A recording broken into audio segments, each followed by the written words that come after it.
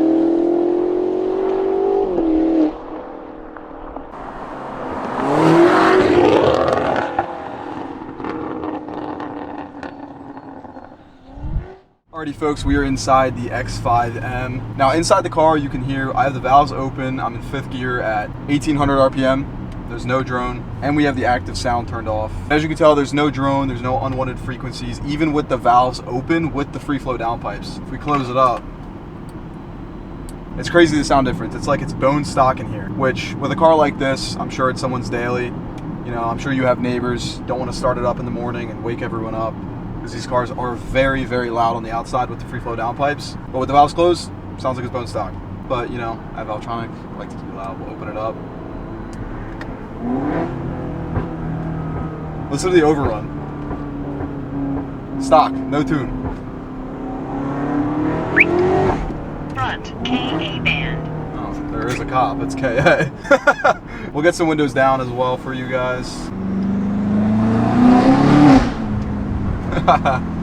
way more dramatic in here.